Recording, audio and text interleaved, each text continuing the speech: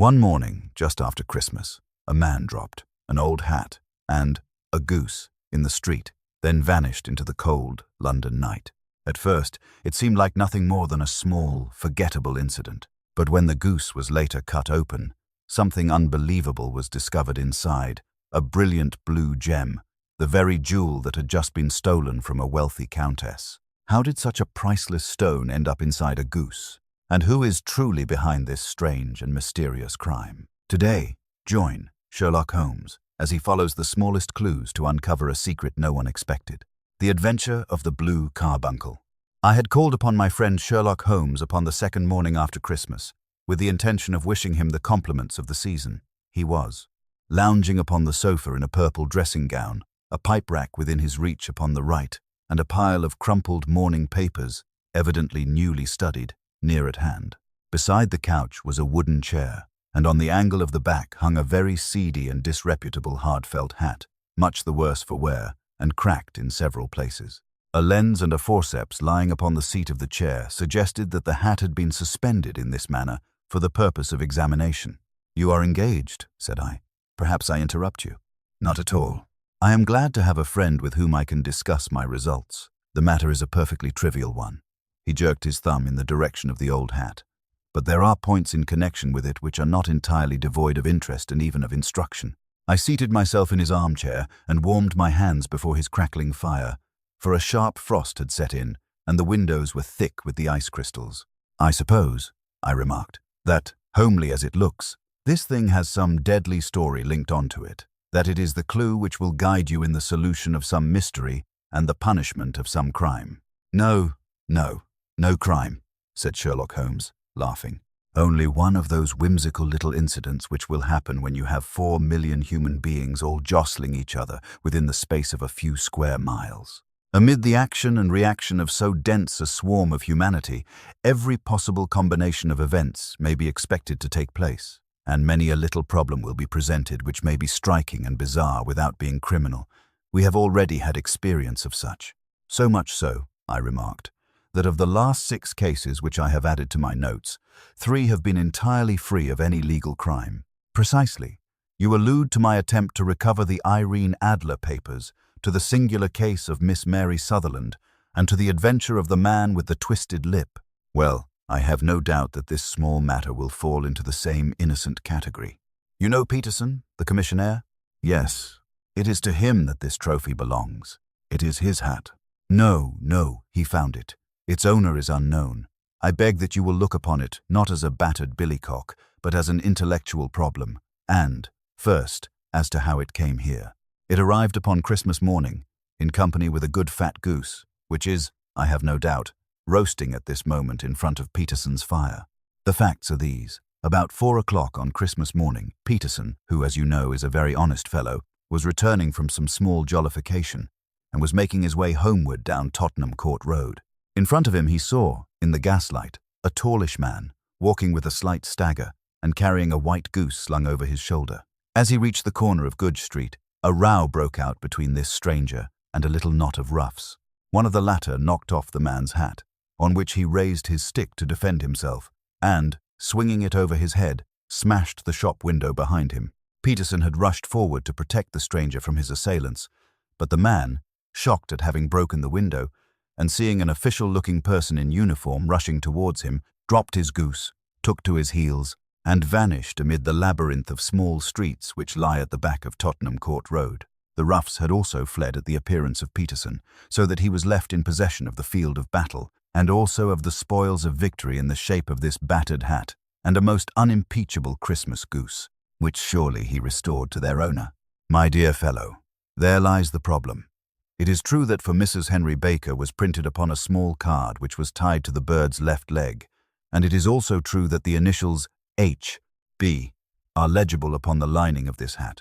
But as there are some thousands of Bakers and some hundreds of Henry Bakers in this city of ours, it is not easy to restore lost property to any one of them. What, then, did Peterson do? He brought round both hat and goose to me on Christmas morning, knowing that even the smallest problems are of interest to me. The goose we retained until this morning, when there were signs that, in spite of the slight frost, it would be well that it should be eaten without unnecessary delay. Its finder has carried it off, therefore, to fulfill the ultimate destiny of a goose, while I continue to retain the hat of the unknown gentleman who lost his Christmas dinner. Did he not advertise? No. Then, what clue could you have as to his identity? Only as much as we can deduce. From his hat? Precisely. But you are joking. What can you gather from this old battered felt? Here is my lens. You know my methods. What can you gather yourself as to the individuality of the man who has worn this article? I took the tattered object in my hands and turned it over rather ruefully. It was a very ordinary black hat of the usual round shape, hard and much the worse for wear. The lining had been of red silk, but was a good deal discolored. There was no maker's name, but, as Holmes had remarked, the initials H.B. were scrawled upon one side. It was pierced in the brim for a hat securer, but the elastic was missing. For the rest, it was cracked, exceedingly dusty, and spotted in several places, although there seemed to have been some attempt to hide the discolored patches by smearing them with ink. "I can see nothing," said I, handing it back to my friend. "On the contrary, Watson, you can see everything. You fail, however, to reason from what you see. You are too timid in drawing your inferences. Then, pray tell me what it is that you can infer from this hat." He picked it up and gazed at it in the peculiar introspective fashion which was characteristic of him. "It is perhaps less suggestive than it might have been," he remarked, "and yet there are a few inferences which are very distinct, and a few others which represent at least a strong balance of probability. That the man was highly intellectual is of course obvious upon the face of it, and also that he was fairly well to-do within the last 3 years, although he has now fallen upon evil days. He had foresight, but has less now than formerly, pointing to a moral retrogression, which, when taken with the decline of his fortunes, seems to indicate some evil influence, probably drink, at work, upon him. This may account also for the obvious fact that his wife has ceased to love him. My dear Holmes, he has, however, retained some degree of self-respect," he continued, disregarding my remonstrance. "He is a man who leads a sedentary life, goes out little, is out of training entirely, is middle-aged, has grizzled hair which he has had cut within the last few days, and which he anoints with lime cream. These are the more patent facts which are to be deduced from his hat. Also, by the way, that it is extremely improbable that he has gas laid on in his house." "You are certainly joking, Holmes." "Not in the least.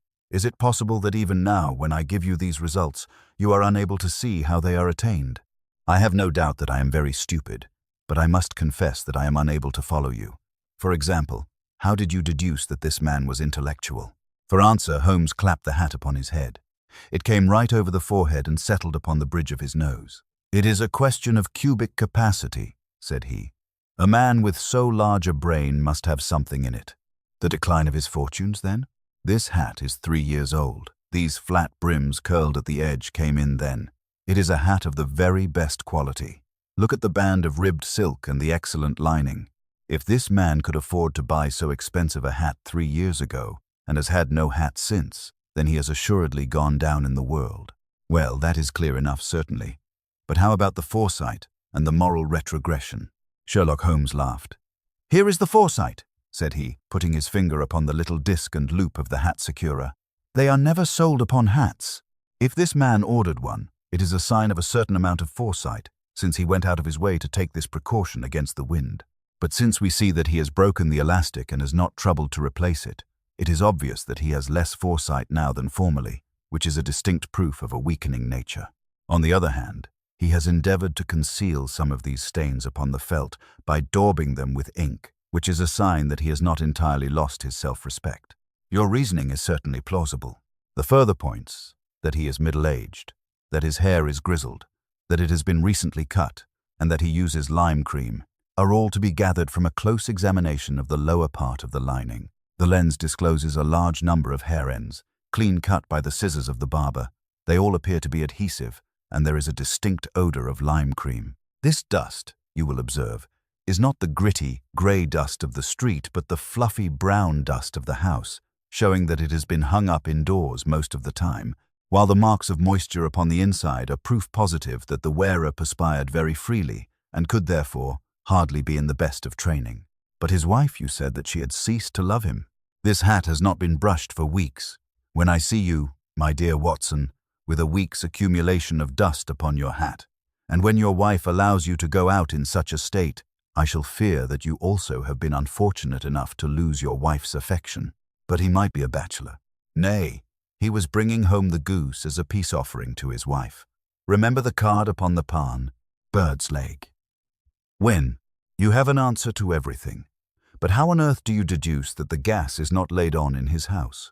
One tallow stain or even two might come by chance, but when I see no less than 5, I think that there can be little doubt that the individual must be brought into frequent contact with burning tallow, walks upstairs at night, probably with his hat in one hand and a guttering candle in the other. Anyhow, he never got tallow stains from a gas jet. Are you satisfied? Well, it is very ingenious, said I, laughing. But since, as you said just now, there has been no crime committed and no harm done save the loss of a goose, all this seems to be rather a waste of energy. Sherlock Holmes had opened his mouth to reply when the door flew open, and Peterson, the commissionaire, rushed into the apartment with flushed cheeks and the face of a man who is dazed with astonishment. "The goose, Mr. Holmes, the goose, sir," he gasped. "Eh? What of it then? Has it returned to life and flapped off through the kitchen window?"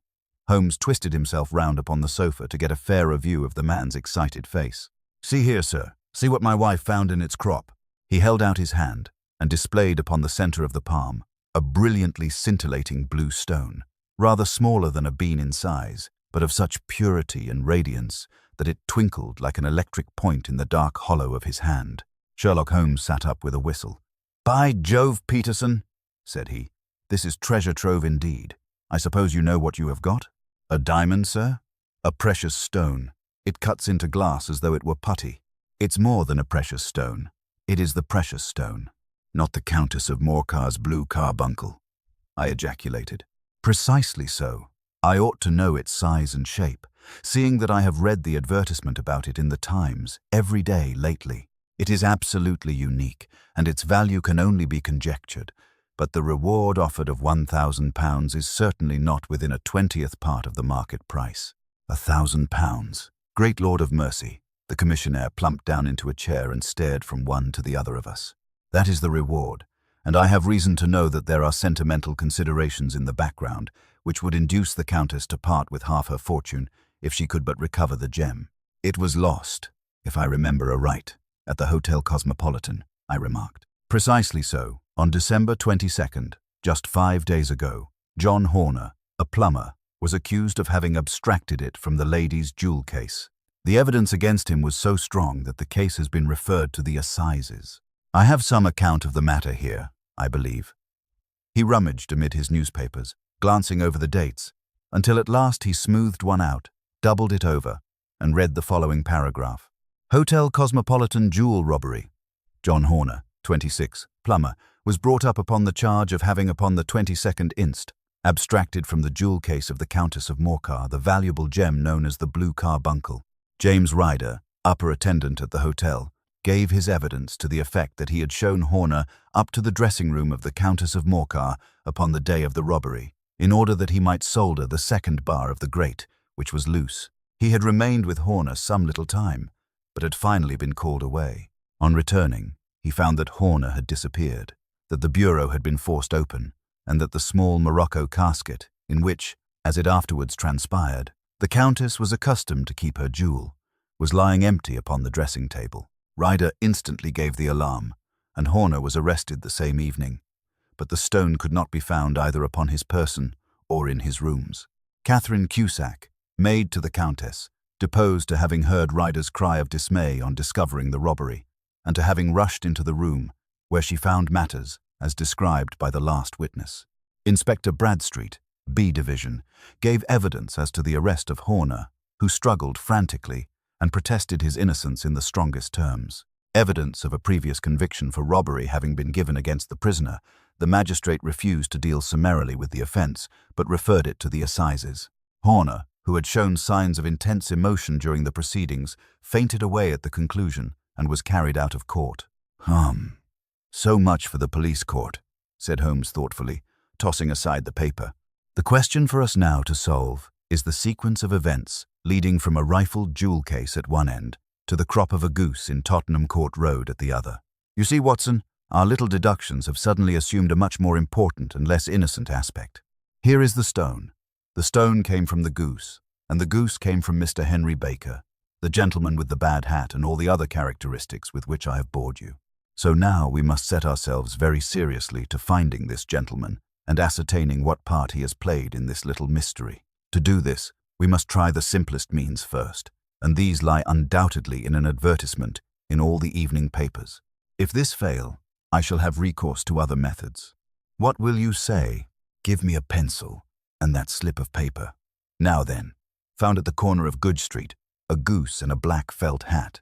Mr. Henry Baker can have the same by applying at 6.3 this evening at 221B, Baker Street. That is clear and concise. Very. But will he see it? Well, he is sure to keep an eye on the papers, since, to a poor man, the loss was a heavy one. He was clearly so scared by his mischance in breaking the window and by the approach of Peterson that he thought of nothing but flight. But since then, he must have bitterly regretted the impulse which caused him to drop his bird. Then, again, the introduction of his name will cause him to see it, for everyone who knows him will direct his attention to it. Here you are, Peterson. Run down to the advertising agency and have this put in the evening papers. In which, sir? Oh, in the Globe, Star, Pall Mall, St. James's, Evening News, Standard, Echo, and any others that occur to you. Very well, sir. And this stone? Ah, yes. I shall keep the stone. Thank you. And, I say, Peterson, just buy a goose on your way back and leave it here with me, for we must have one to give to this gentleman in place of the one which your family is now devouring. When the commissionaire had gone, Holmes took up the stone and held it against the light. It's a bonny thing, said he. Just see how it glints and sparkles. Of course it is a nucleus and focus of crime. Every good stone is. They are the devil's pet baits. In the larger and older jewels, every facet may stand for a bloody deed.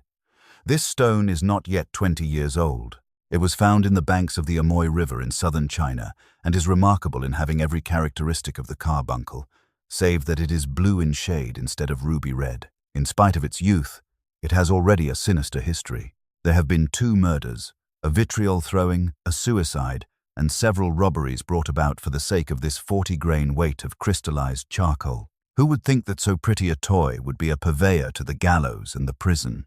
I'll lock it up in my strongbox now and drop a line to the Countess to say that we have it. Do you think that this man Horner is innocent? I cannot tell. Well then, do you imagine that this other one, Henry Baker, had anything to do with the matter? It is, I think, much more likely that Henry Baker is an absolutely innocent man who had no idea that the bird which he was carrying was of considerably more value than if it were made of solid gold. That, however, I shall determine by a very simple test if we have an answer to our advertisement. And you can do nothing until then? Nothing. In that case, I shall continue my professional round. But I shall come back in the evening at the hour you have mentioned, for I should like to see the solution of so tangled a business. Very glad to see you. I dine at 7. There is a woodcock, I believe. By the way, in view of recent occurrences, perhaps I ought to ask Mrs. Hudson to examine its crop. I had been delayed at a case, and it was a little after 6:30 when I found myself in Baker Street once more. As I approached the house, I saw a tall man in a Scotch bonnet with a coat which was buttoned up to his chin waiting outside in the bright semicircle which was thrown from the fanlight. Just as I arrived, the door was opened, and we were shown up together to Holmes's room. "Mr. Henry Baker, I believe," said he, rising from his armchair and greeting his visitor with the easy air of geniality which he could so readily assume. "Pray take this chair by the fire, Mr. Baker. It is a cold night, and I observe that your circulation is more adapted for summer than for winter. Ah, Watson, you have just come at the right time. Is that your hat, Mr. Baker?" "Yes, sir, that is undoubtedly my hat." He was a large man with rounded shoulders, a massive head, and a broad, intelligent face, sloping down to a pointed beard of grizzled brown. A touch of red in nose and cheeks, with a slight tremor of his extended hand, recalled Holmes's surmise as to his habits. His rusty black frock coat was buttoned right up in front, with the collar turned up, and his lank wrists protruded from his sleeves without a sign of cuff or shirt. He spoke in a slow staccato fashion, choosing his words with care, and gave the impression generally of a man of learning and letters who had had ill usage at the hands of fortune. "We have retained these things for some days. said Holmes. "Because we expected to see an advertisement from you giving your address. I am at a loss to know now why you did not advertise." Our visitor gave a rather shamefaced laugh. "Shillings have not been so plentiful with me as they once were," he remarked. I had no doubt that the gang of roughs who assaulted me had carried off both my hat and the bird. I did not care to spend more money in a hopeless attempt at recovering them. Very naturally. By the way, about the bird, we were compelled to eat it. To eat it! Our visitor half rose from his chair in his excitement. Yes, it would have been of no use to anyone had we not done so, but I presume that this other goose upon the sideboard, which is about the same weight and perfectly fresh, will answer your purpose equally well. "Oh, certainly, certainly," answered Mr. Baker with a sigh of relief. "Of course, we still have the feathers, legs, crop, and so on of your own bird, so if you wish—" The man burst into a hearty laugh. "They might be useful to me as relics of my adventure," said he, "but beyond that I can hardly see what use the disjecta membra of my late acquaintance are going to be to me. No, sir, I think that, with your permission, I will confine my attentions to the excellent bird which I perceive upon the sideboard." Sherlock Holmes glanced sharply across at me with a slight shrug of his shoulders. "There is your hat, then, and there your bird," said he. "By the way, would it bore you to tell me where you got the other one from? I am somewhat of a fowl fancier, and I have seldom seen a better-grown goose." "Certainly, sir," said Baker, who had risen and tucked his newly gained property under his arm. "There are a few of us who frequent the Alpha Inn. Near the museum we are to be found in the museum itself during the day, you understand. This year, our good host, Windigate by name, instituted a goose club, by which, on consideration of some few pence every week, we were each to receive a bird at Christmas. My pence were duly paid, and the rest is familiar to you. I am much indebted to you, sir, for a Scotch bonnet is fitted neither to my years nor my gravity." With a comical pomposity of manner, he bowed solemnly to both of us and strode off upon his way. "So much for Mr. Henry Baker," said Holmes when he had closed the door behind him. "It is quite certain that he knows nothing whatever about the matter. Are you hungry, Watson?" "Not particularly." "Then I suggest that we turn our dinner into a supper and follow up this clue while it is still hot." "By all means." It was a bitter night, so we drew on our ulsters and wrapped cravats about our throats.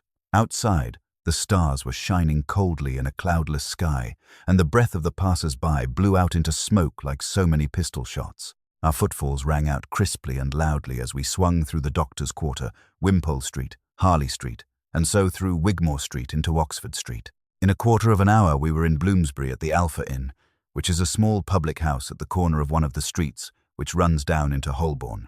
Holmes pushed open the door of the private bar and ordered 2 glasses of beer from the ruddy-faced, white-aproned landlord. "Your beer should be excellent if it is as good as your geese," said he. "My geese?" The man seemed surprised. "Yes, I was speaking only half an hour ago to Mr. Henry Baker, who was a member of your goose club." "Ah, yes, I see. But you see, sir, them's not our geese." "Indeed. Whose then?" "Well, I got the 2 dozen from a salesman in Covent Garden." "Indeed? I know some of them. Which was it?" "Breckenridge is his name." "Ah, I don't know him. Well, here's your good health, landlord, and prosperity to your house. Good night. Now for Mr. Breckenridge," he continued, buttoning up his coat as we came out into the frosty air. "Remember, Watson, that though we have so homely a thing as a goose at one end of this chain, we have at the other a man who will certainly get 7 years penal servitude unless we can establish his innocence. It is possible that our inquiry may but confirm his guilt, but, in any case, we have a line of investigation which has been missed by the police, and which a singular chance has placed in our hands. Let us follow it out to the bitter end. Faces to the south, then, and quick march. We passed across Holborn, down Endell Street, and so through a zigzag of slums to Covent Garden Market. One of the largest stalls bore the name of Breckenridge upon it, and the proprietor, a horsey-looking man, with a sharp face and trim side whiskers, was helping a boy to put up the shutters. "Good evening." "It's a cold night," said Holmes. The salesman nodded and shot a questioning glance at my companion. "Sold out of geese, I see," continued Holmes, pointing at the bare slabs of marble. "Let you have 500 tomorrow morning. That's no good." "Well, there are some on the stall, with the gaspal. Flare." "Ah, but I was recommended to you." "Who by?" "The landlord of the Alpha." "Oh, yes. I sent him a couple of dozen. Fine birds they were too. Now where did you get them from? To my surprise, the question provoked a burst of anger from the salesman. Now then, mister, said he, with his head cocked and his arms akimbo, what are you driving at? Let's have it straight now. It is straight enough. I should like to know who sold you the geese which you supplied to the Alpha. Well then, I shan't tell you. So now. Oh, it is a matter of no importance. But I don't know why you should be so warm over such a trifle. Warm? You'd be as warm, maybe, if you were as pestered as I am. When I pay good money for a good article, there should be an end of the business. But it's, where are the geese? And who did you sell the geese to? And what will you take for the geese? One would think they were the only geese in the world, to hear the fuss that is made over them. Well, I have no connection with any other people who have been making inquiries, said Holmes carelessly. If you won't tell us, the bet is off, that is all. But I'm always ready to back my opinion on a matter of fowls, and I have a fiver on it that the bird I ate is country bred. Well then, you've lost your fiver, for it's town bred, snapped the salesman. It's nothing of the kind. I say it is. I don't believe it. Do you think you know more about fowls than I, who have handled them ever since I was a nipper? I tell you, all those birds that went to the Alpha were town bred. You'll never persuade me to believe that. Will you bet then? It's merely taking your money, for I know that I am right, but I'll have a sovereign on with you, just to teach you not to be obstinate. Hiya, hiya, the salesman chuckled grimly. Bring me the books, Bill, said he. The small boy brought round a small, thin volume and a great greasy-backed one, laying them out together beneath the hanging lamp. Now then, mister. Cocksure, said the salesman. I thought that I was out of geese, but before I finish, you'll find that there is still one left in my shop. You see this little book? Well, that's the list of the folk from whom I buy. Do you see? Well then, here on this page are the country folk, and the numbers after their names are where their accounts are in the big ledger. Now, then, you see this other page in red ink? Well, that is a list of my town suppliers. Now, look at that third name. Just read it out to me. Mrs. Oakshott, 117, Brixton Road, 249, read Holmes. Quite so. Now turn that up in the ledger. Holmes turned to the page indicated. Here you are, Mrs. Oakshott, 117, Brixton Road, egg and poultry supplier. Now then, what's the last entry? December, 22. 24 geese, at 7S, 6D. Quite so. There you are. And underneath? Sold to Mr. Windigate of the Alpha, at 12S. What have you to say now? Sherlock Holmes looked deeply chagrined. He drew a sovereign from his pocket and threw it down upon the slab, turning away with the air of a man whose disgust is too deep for words. A few yards off, he stopped under a lamp-post and laughed in the hearty, noiseless fashion which was peculiar to him. When you see a man with whiskers of that cut, and the pink un protruding out of his pocket, you can always draw him by a bet, said he. I dare say that if I had put £100 down in front of him, that man would not have given me such complete information as was drawn from him by the idea that he was doing me on a wager. Well, Watson, we are, I fancy, nearing the end of our quest, and the only point which remains to be determined is whether we should go on to this Mrs. Oakshott tonight, or whether we should reserve it for tomorrow. It is clear from what that surly fellow said that there are others besides ourselves who are anxious about the matter, and I should— His remarks were suddenly cut short by a loud hubbub which broke out from the stall which we had just left. Turning round, we saw a little rat-faced fellow standing in the centre of the circle of yellow light which was thrown by the swinging lamp, while Breckenridge, the salesman, framed in the door of his stall, was shaking his fists fiercely at the cringing figure. "I've had enough of you and your geese," he shouted. "I wish you were all at the devil together.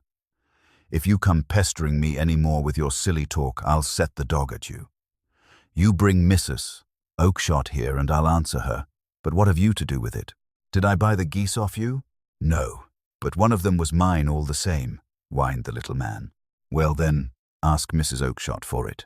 She told me to ask you." "Well, you can ask the King of Prussia, for all I care. I've had enough of it.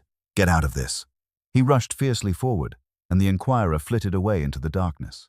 "Ha! This may save us a visit to Brixton Road," whispered Holmes. "Come with me, and we will see what is to be made of this fellow."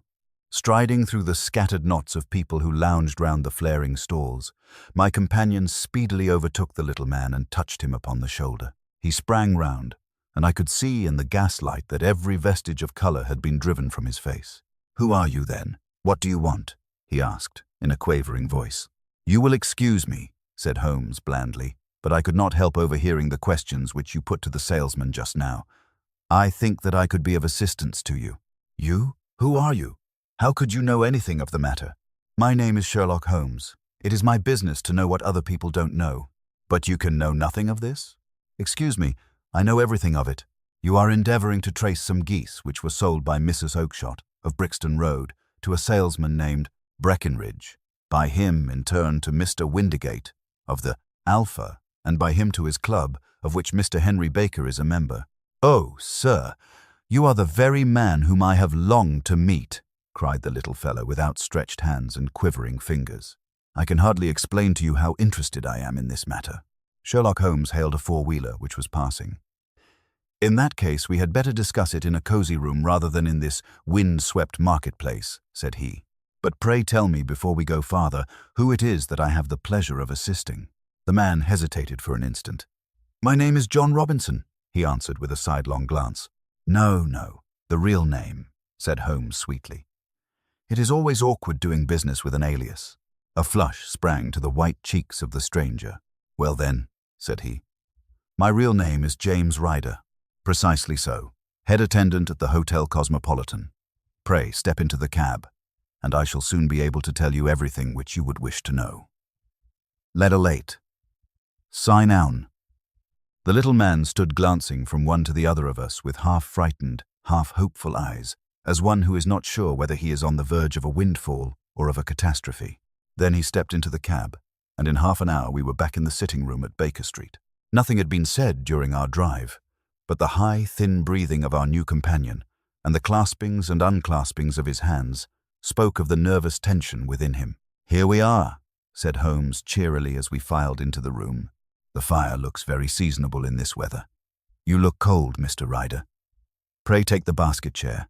I will just put on my slippers before we settle this little matter of yours. Now then, you want to know what became of those geese?" "Yes, sir. Or rather, I fancy, of that goose. It was one bird, I imagine, in which you were interested, white, with a black bar across the tail." Ryder quivered with emotion. "Oh, sir," he cried, "can you tell me where it went to?" "It came here." "Here?" "Yes, and a most remarkable bird it proved. I don't wonder that you should take an interest in it. It laid an egg after it was dead, the bonniest, brightest little blue egg that ever was seen. I have it here in my museum." Our visitor staggered to his feet and clutched the mantelpiece with his right hand. Holmes unlocked his strong-box and held up the blue carbuncle, which shone out like a star, with a cold, brilliant, many-pointed radiance. Ryder stood glaring with a drawn face, uncertain whether to claim or to disown it. "The game's up, Ryder," said Holmes quietly. "Hold up, man, or you'll be into the fire. Give him an arm back into his chair, Watson. He's not got blood enough to go in for felony with impunity. Give him a dash of brandy. So, now he looks a little more human. What a shrimp it is, to be sure." For a moment he had staggered and nearly fallen, but the brandy brought a tinge of color into his cheeks, and he sat staring with frightened eyes at his accuser. "I have almost every link in my hands, and all the proofs which I could possibly need, so there is little which you need tell me. Still, that little may as well be cleared up to make the case complete. You had heard, Ryder, of this blue stone, of the Countess of Morcar's?" "It was Catherine Cusack who told me of it," said he, in a crackling voice. "I see her ladyship's waiting maid. Well, the temptation of sudden wealth so easily acquired was too much for you, as it has been for better men before you, but you were not very scrupulous in the means you used. It seems to me, Ryder, that there is the making of a very pretty villain in you. You knew that this man Horner, the plumber, had been concerned in some such matter before, and that suspicion would rest the more readily upon him. What did you do then? You made some small job in my lady's room, you and your confederate Cusack, and you managed that he should be the man sent for. Then, when he had left, you rifled the jewel case, raised the alarm, and had this unfortunate man arrested. You then..." Ryder threw himself down suddenly upon the rug and clutched at my companion's knees. "For God's sake, have mercy!" he shrieked. "Think of my father, of my mother. It would break their hearts. I never went wrong before. I never will again. I swear it. I'll swear it on a Bible. Oh, don't bring it into court. For Christ's sake, don't. Get back into your chair, said Holmes sternly. It is very well to cringe and crawl now, but you thought little enough of this poor Horner in the dock for a crime of which he knew nothing. I will fly, Mr. Holmes. I will leave the country, sir. Then the charge against him will break down. We will talk about that. And now let us hear a true account of the next act. How came the stone into the goose? And how came the goose into the open market? Tell us the truth, for there lies your only hope of safety. Ryder passed his tongue over his parched lips. I will tell you it just as it happened, sir, said he. When Horner had been arrested, it seemed to me that it would be best for me to get away with the stone at once, for I did not know at what moment the police might not take it into their heads to search me and my room. There was no place about the hotel where it would be safe. I went out, as if on some commission, and I made for my sister's house.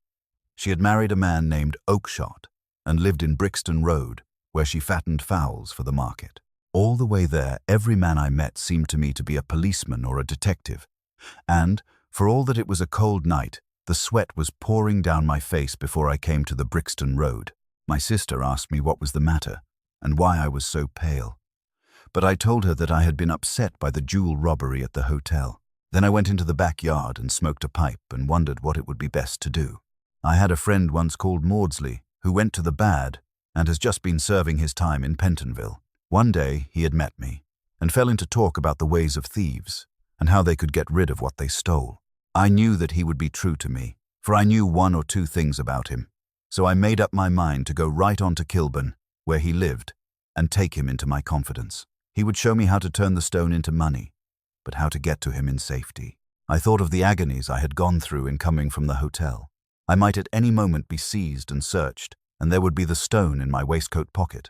I was leaning against the wall at the time and looking at the geese which were waddling about round my feet, and suddenly an idea came into my head which showed me how I could beat the best detective that ever lived.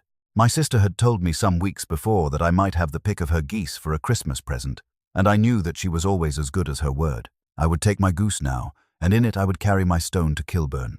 There was a little shed in the yard, and behind this I drove one of the birds, a fine big one, white, with a barred tail. I caught it, and prying its bill open, I thrust the stone down its throat as far as my finger could reach. The bird gave a gulp, and I felt the stone pass along its gullet and down into its crop. But the creature flapped and struggled, and out came my sister to know what was the matter. As I turned to speak to her, the brute broke loose and fluttered off among the others. Whatever were you doing with that bird, Jem? Says she. Well, said I, you said you'd give me one for Christmas, and I was feeling which was the fattest. Oh, says she, we've set yours aside for you, Jem's bird, we call it. It's the big white one over yonder. There's 26 of them, which makes one for you, and one for us, and 24 for the market. Thank you, Maggie, says I. But if it is all the same to you, I'd rather have that one I was handling just now. The other is a good 3 pound heavier, said she, and we fattened it expressly for you. Never mind. I'll have the other, and I'll take it now, said I.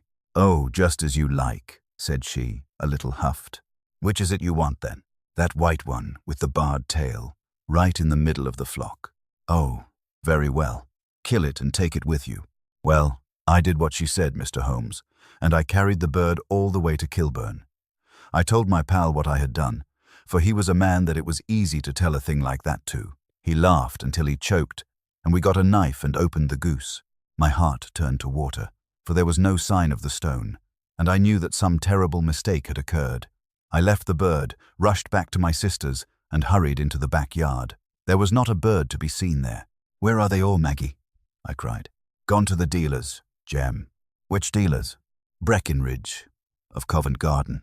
But was there another with a barred tail? I asked. The same as the one I chose? Yes, Jem. There were 2 barred-tailed ones, and I could never tell them apart. Well, then, of course I saw it all, and I ran off as hard as my feet would carry me to this man Breckenridge. But he had sold the lot at once, and not one word would he tell me as to where they had gone. You heard him yourselves tonight. Well, he has always answered me like that. My sister thinks that I am going mad. Sometimes I think that I am myself. And now, I am myself a branded thief, without ever having touched the wealth for which I sold my character. God help me! God help me! He burst into convulsive sobbing, with his face buried in his hands. There was a long silence, broken only by his heavy breathing and by the measured tapping of Sherlock Holmes's fingertips upon the edge of the table. Then my friend rose and threw open the door. "Get out," said he. "What, sir?" "Oh, heaven bless you." "No more words. Get out." And no more words were needed. There was a rush, a clatter upon the stairs, the bang of a door, and the crisp rattle of running footfalls from the street. "After all, Watson," said Holmes, reaching up his hand for his clay pipe, "I am not retained by the police to supply their deficiencies. If Horner were in danger, it would be another thing. But this fellow will not appear against him, and the case must collapse. I suppose that I am commuting a felony, but it is just possible that I am saving a soul. This fellow will not go wrong again. He is too terribly frightened. Send him to jail now, and you make him a jailbird for life. Besides, it is the season of forgiveness. Chance has have the goodness to touch the bell. Doctor, we will put in our way a most singular and whimsical probe, begin another investigation, in which also a bird will lem, and its solution is its own reward. If you will be the chief feature."